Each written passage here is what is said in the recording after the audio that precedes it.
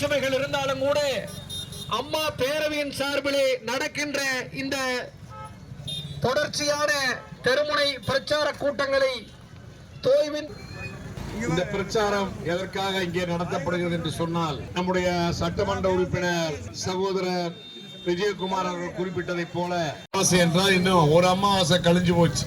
இன்னும் 9 அமாவாசைக்கு பிறகு என்ன நடக்க போகுது? ஆட்சி மாற்றம். யாருடைய ஆட்சி வரப்போகிறது? மக்கள் விரும்புகிற நல்ல ஆட்சியை தரக்கூடிய ஒரே தலைவர் இன்றைக்கு நம் கண் முன்னால் இருக்கிற நம்பிக்கை நட்சத்திரம் அண்ணன் எடப்பாடியார் அவர்கள் என்பதை நான் தெளிவோடு உங்கள் அனைவருடைய ஆதரவோடு சுட்டிக்காட்ட கடமைப்பட்டிருக்கிறேன். 4 ஆண்டு காலம் தாண்டி தமிழக மக்கள் நடுக்கடலிலே படகில்லாமல் துடுப்பில்லாமல் தத்தளித்துக் கொண்டிருக்கிற ஒரு கொடுமையான சூழ்நிலை இன்றைக்கு ஏற்பட்டிருக்கிறது. விலைவாசி ஏற்றம் ஒரு புறம், மின்சார கட்டணம் உயர்வு ஒரு புறம், வீட்டு வாடகை உயர்வு ஒரு புறம், வீட்டு வரி உயர்வு ஒரு புறம், எல்லாவற்றுக்கும் மேலாக அள்ளி போடுகிற குப்பைக்கு கூட வரி உயர்வு, இப்படி பல வகையான தொந்தரவுகளுக்கு மக்கள் ஆளாகி திருப்பூர் மக்கள் எப்பெல்லாம் திமுக ஆட்சிக்கு வருதோ திருப்பூர் மக்களுக்கு கஷ்டகாலம் தான். எப்ப ஆட்சிக்கு வந்தாலும் தமிழக மக்களுக்கு கஷ்டகாலம் என்றாலும் திருப்பூர் மக்கள் முழுக்க வேதனையிலே இன்றைக்கு மூழ்கி கொண்டிருக்கிறார்கள். என்னிடத்திலே பேசிய தொழிலதிபர்கள் சொன்னார்கள், திருப்பூர் தொழில் அனைத்தும் பீகாருக்கும் பாட்னாவுக்கு போகிறது, மத்திய பிரதேசத்துக்கு போகிறது. அங்கே எல்லாம் மின்சார கட்டணம் கொடுக்கிறார்கள், வட்டி இல்லாத கடன் கொடுக்கிறார்கள், ஏராளமான சலுகைகளை அறிவித்து இங்கே திருப்பூரிலே நடைபெற்றுக் கொண்டிருக்கிற தொழில்கள், பெரும்பாலான தொழில்கள்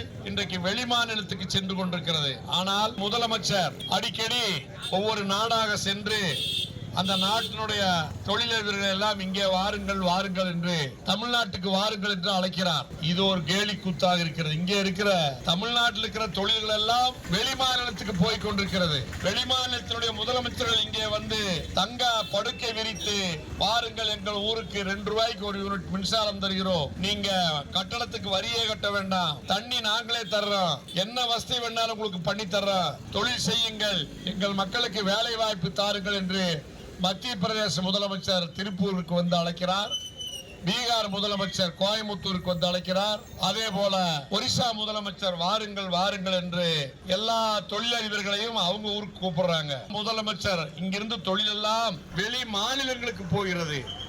ஆனால் நம்முடைய முதலமைச்சர் வெளிநாட்டுக்கு போய் சுற்றுப்பயணம் போய் உல்லாச பயணம் போய் அங்கே இருந்து இங்கே இருக்கிற தொழிலதிபர்களையே அங்கே கொண்டு போய் ஒப்பந்தம் போட்டு புதிதாக ஏதோ வெளிநாட்டுக்காரன் வந்து இங்கே தொழில் தொடங்குவதை போல ஒரு காமெடியாக ஒரு நாடகத்தை நடத்தி கொண்டிருக்கிறார். இதெல்லாம் சீக்கிரம் முடிய போகிறது.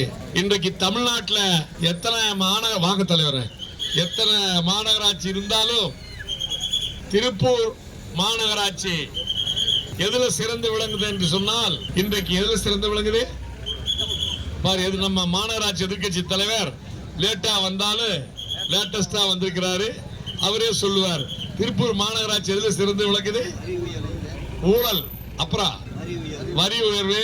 அதாவது ஊழல் என்றால் எப்படின்னா, எந்த வேலையை கான்ட்ராக்ட் விட்டாலும் மேல கொடுக்கணும், கீழே கொடுக்கணும், மேலையும் கொடுக்கணும், கீழையும் கொடுக்கணும், மேலைக்கு இவ்வளவு, கீழைக்கு இவ்வளவு, இப்படி சொல்லி கொள்ளையடிக்கிற ஒரு மாநகராட்சி இன்னைக்கு இந்தியாவிலேயே அது சொல்லுங்க சத்தமா, திருப்பூர் மாநகராட்சி.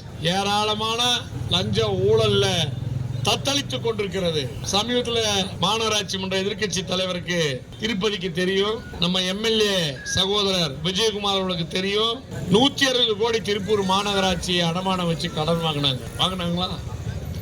அந்த 160 கோடியில ரோடு போடுவதற்கு டெண்டர் வச்சு பாதிக்கு மேல சாப்பிட்டாங்க. இன்னும் ரோடே போடல. மேல கொடுக்கணும், கீழே கொடுக்கணும் வழக்கமா. இப்படி ஒரு மாநகராட்சி இந்தியாவிலேயே லஞ்ச ஊழல்ல திளைத்துக் கொண்டிருக்கிற மாநகராட்சி எது? திருப்பூர். குப்பையில ஊழல். மாநகராட்சி எதிர்க்கட்சி தலைவர் லேட்டா வந்து சொல்றாரு, குப்பையில ஊழல். குப்பையில மட்டும் ஊழல் இல்ல, இன்னைக்கு இதனால மக்கள் படுகிற துன்பம் கஷ்டம் ஏராளம். இதுக்கெல்லாம் முடிவு கட்டுவதற்காகத்தான் நாய் பிடிக்கிறதுல 10 லட்சம் ரூபாய் ஊழல். அடே அப்பா, மாநகராட்சி மன்ற உறுப்பினர் சொல்றாரு, தெருவில் லைசன்ஸ் இல்லாம சுத்துற நாய்களை பிடித்து கருத்தடை செய்யறதுல 10 லட்சம் ரூபாய்க்கு ஊழல். அப்படியா? 10 லட்சம் ஊழல். இப்படி என்னென்ன வகையான ஊழல்? ப்ளீச்சிங் பவுடர் வாங்குறதுல ஊழல் இங்க ஒருத்தர் சொல்றாரு. பாத்ரூம் கிளீனிங்ல ஊழல், சீமார் வாங்குறதுல ஊழல்.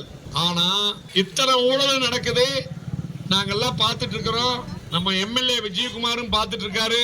சட்டமன்றத்துல பேசுறதுக்கு வாய்ப்பு கேட்கிறாரு, தரமாட்டேங்கிறார்.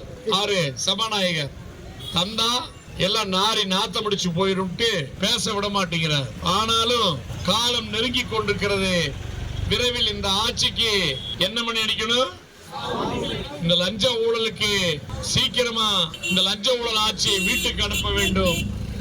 இந்த மாநகராட்சியில பாருங்க, ஏற்கனவே வரியை குறைக்கணும்னு சொல்லி 10,000 பேர் அணி மாநகராட்சிக்கு முன்னாடி அதிமுக கார ஒரு நாள் பூரா சாப்பிடாம விஜயகுமார் எம்எல்ஏ தலைமையில பட்டினி கிடந்தோம், குணசாகர் எம்எல்ஏ தலைமையில பட்டினி கிடந்தோம். 10,000 பேர், அதுல பாதிக்கு மேல தாய்மார்கள். 10 பைசா வரியை குறைச்சாங்களா?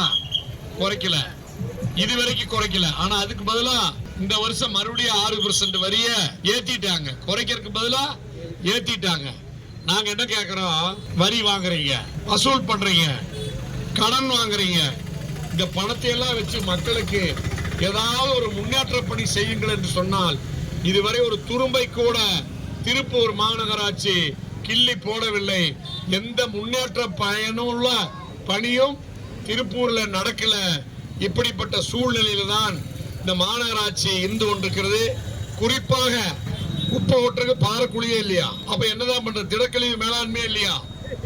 அடேங்கப்பா, இந்த மாநகராட்சியில திடக்கழிவு மேலாண்மை இல்லைன்னு, சுகாதார சீரழிதுன்னு இங்க 4 கவுன்சிலர் சொல்றாங்க. ஒரு கவுன்சிலர்ல எனக்கு வலது பக்கமா உட்கார்ந்து இருக்கிற 4 கவுன்சிலர் சொல்றாங்க. திருப்பூர் நகராட்சியில என்னைக்கு மாநகராட்சியில திமுக இடம் பிடிச்சதோ அன்னையிலிருந்து இந்த 4 வருஷமா குப்பை அல்லாத பகுதிகள் எல்லாம் இருக்கு. இன்னைக்கு வாங்க நான் காட்டுறேன். திருப்பூர் மாநகராட்சியில 4 வருஷமா அள்ளி போட்ட குப்பைய அல்லாத பகுதிகள் எல்லாம் இருக்கிறது. மாநகராட்சி நாரி நாத்தமடித்துக் கொண்டிருக்கிறது. இந்த நிலைமையில நாங்க ஒரு கோரிக்கை வச்சோம். முதலே சொன்னோம், திருப்பூர் மாநகராட்சி பெரிய மாநகராட்சி, அதிக வருவாய் உள்ள மாநகராட்சி, தொழில் நிறைந்த மாநகராட்சி, இந்தியாவிலேயே குறிப்பிடத்தக்க ஒரு சிறந்த மாநகராட்சி. எனவே இந்த மாநகராட்சிக்கு ஒரு ஐஏஎஸ் அதிகாரியை, நேர்மையான ஒரு ஐஏஎஸ் அதிகாரியை நீங்கள் இங்கே கமிஷனராக போட வேண்டும் என்று கேட்டோம். ஆனா இந்த ஸ்டாலினுடைய அரசு இந்த மாநகராட்சியில தனிப்பட்ட பயன்களை எதிர்நோக்கி தனிப்பட்ட பலன்களுக்காக திருப்பூர் மாநகராட்சிக்கு ஐஏஎஸ் அல்லாத ஒருவரை கமிஷனராக போட்டாங்க. அவர் ரிட்டையர்ட் ஆகி 1 மாசம் ஆயிடுச்சு. இன்னும் யாரும் ஆணையாளர் நியமிக்கப்படல. இப்பவாவது கடைசி 9 மாசம், கடைசி 9 அமாவாசைக்கு ஒரு ஐஏஎஸ் அதிகாரியை போட்டு திருப்பூர் மக்களை காப்பாற்றுங்க, குப்பை அள்ள வேண்டும், திருப்பூர் மாநகராட்சிக்கு சீரான குடிநீர் விநியோகம் செய்ய வேண்டும், திருப்பூர் மாநகராட்சி மக்களுக்கு வரி வகைகளை குறைக்க வேண்டும். அப்பதான் இங்க தொழில் வளர்ச்சி அடையும். ராஜஸ்தானோடு போட்டி போட வேண்டும், ஒரிசாவோடு போட்டி போட வேண்டும், அதே போல பீகாரோடு போட்டி போட வேண்டும். இங்க இருக்கிற தொழில்கள் சைனாவோடு போட்டி போட வேண்டும். அந்த நிலைக்கு இங்கே திருப்பூர் நகரத்தை வளர்க்க வேண்டும் என்றால் அம்மா ஆட்சி மீண்டும் இங்கே வர வேண்டும். அம்மா ஆட்சி வந்தால் நகரமும் சுத்தமா இருக்கும், இங்க இருக்கிற சிரமங்கள் நீங்கும், வரி விலைவாசி குறையும், ஏழை எளிய மக்களுடைய கஷ்டங்கள் நீங்கும். எனவே ஒரே முகமாக நீங்கள் அனைவரும் தீவிரமாக தொடர்ந்து பாடுபட்டு இந்த 9 மாத காலத்திலே நல்லாட்சி உருவாக, எடப்பாடியார் மீண்டும் முதலமைச்சராக வர, எடப்பாடியார் இந்த பகுதியிலே யாரை வேட்பாளராக நிப்பாட்டினாலும் அவர்கள் அமோக ஓட்டு வித்தியாசத்திலே வெற்றி பெற நாம் அனைவரும் கடினமாக உழைப்பதற்கு சபதம் ஏற்போம் என்று சொல்லி மீண்டும் இந்த சிறப்பான ஏற்பாட்டை செய்த சகோதரர் அட்லஸ் லோகநாதன் அவர்களுக்கும், அன்பு தம்பி தங்கராஜ் அவர்களுக்கும், அன்பு சகோதரர் ஆறுமுகம் அவர்களுக்கும் மற்றும் உள்ள இந்த தொகுதியினுடைய ஆற்றல் மிக்க சட்டமன்ற உறுப்பினர் சகோதரர் விஜயகுமார் அவர்களுக்கும் நன்றியை கூறி